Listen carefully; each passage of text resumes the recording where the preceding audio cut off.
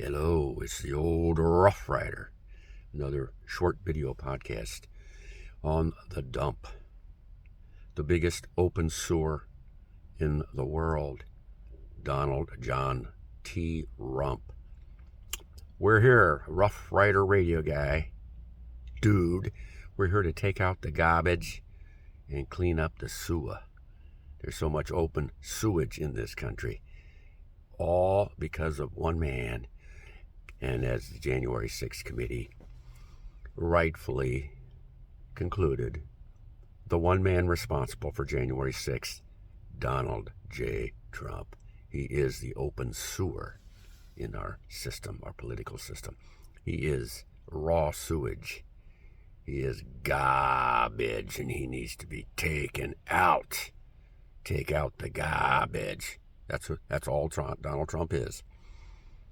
And for the 70 to 75 million of you bozos out there who voted for him in 2020, much less 2016, you're also garbage.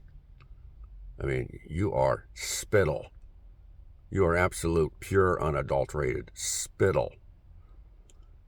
Flotsam. Is that a nice word? Flotsam. That's all you are. Jack Smith, the special counsel appointed by the Attorney General Merrick Garland, he will get his man. And Trump has already been criminally referred by the January 6th committee to the Department of Justice last week on 4 criminal accounts, one being incitement of an insurrection. The other would be the conspiracy to commit false statements. That means they engaged in massive amounts of witness tampering, directed by Donald Trump. Everything in that vein was directed by Donald Trump, including Cassidy Hutchinson, who was definitely tampered with in her witness testimony by her own attorney, who was hired and worked for Trump team. The third criminal referral or charge would be obstruction of an official proceeding. Okay, that would be, they tried to prevent the January 6th electoral counting of electoral votes in the House of Representatives. And the fourth and final criminal referral would be a conspiracy to commit fraud upon the United States of America, which is Republicans, Trump directed his team to fan out across the country, headed by Rudy Giuliani, who himself made numerous calls over the weeks before January 6th to contact state officials across the country to have them come up with an alternate slate of electors to replace the slate of electors that rightfully went to and for Joe Biden, and specifically the 6 swing states that Biden won narrowly. It was those 6 swing states that the Trump team, as directed by Trump himself, personally and directly, it was those 6 swing states that would jettison through the respective state legislatures there that were in Republican control.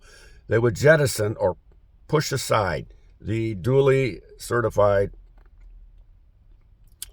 slate of electors for Joe Biden and instead be replaced by a fake slate of electors, beholden only to Donald Trump, thus throwing the entire electoral vote count into complete and utter chaos.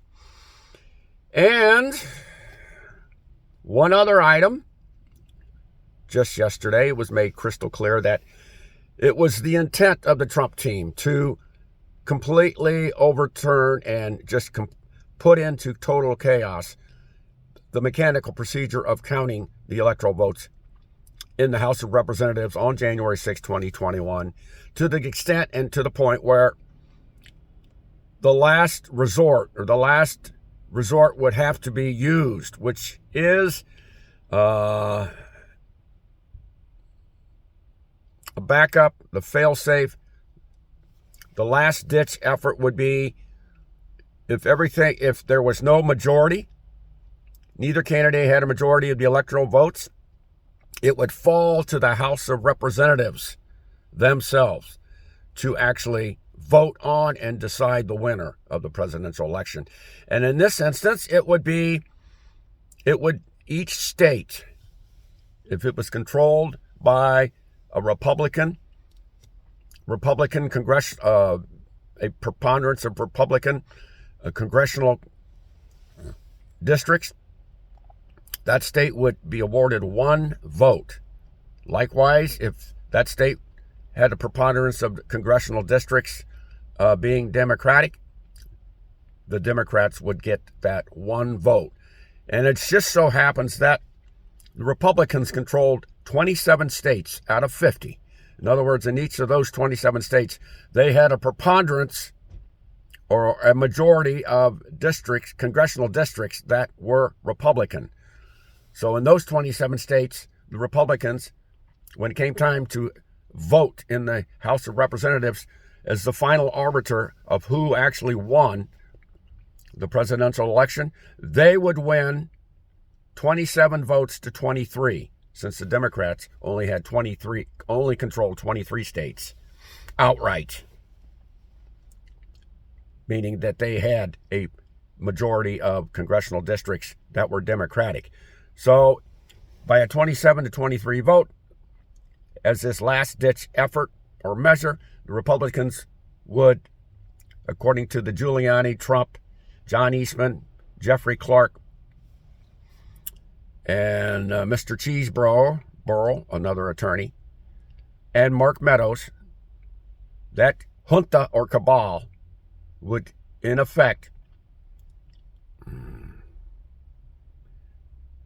launch and wage a soft coup, forcing a vote of this nature in the House of Representatives, and by 27 to 23 vote majority, Trump would be reinstated as president, using this arcane and last-ditch ultimate measure to decide an election, a presidential election, where ostensibly there was no clear winner in the Electoral College vote.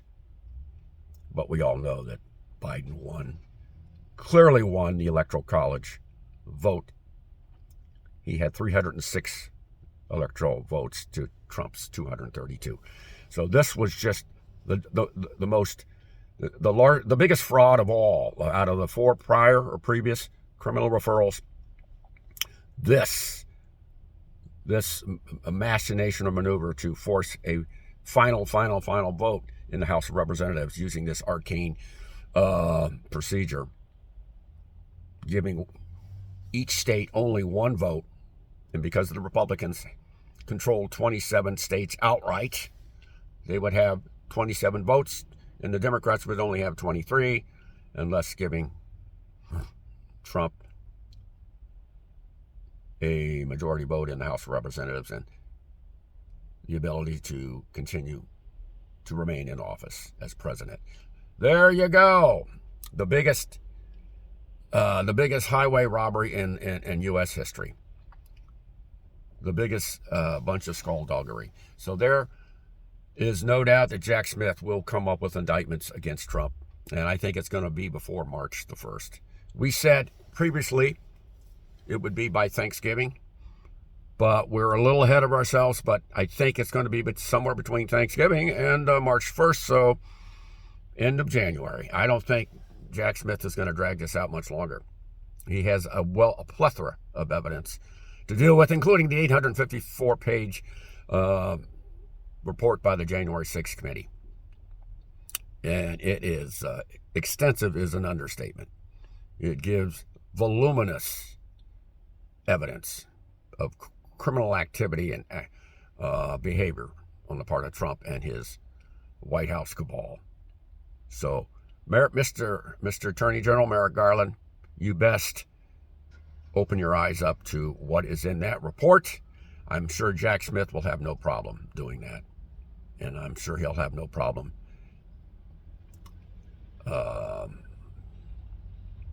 charging Trump with all four of those criminal acts sometime around the March 1st, 2023. This is the old Rough Rider, rounding third, heading for home. And as always, stay well, keep it lit, and remember, we ride, but you, my Liebchens, are free to sit back on your backside and ponder life's complexities and mysteries and ultimately decide. Hasta la vista. Peace out.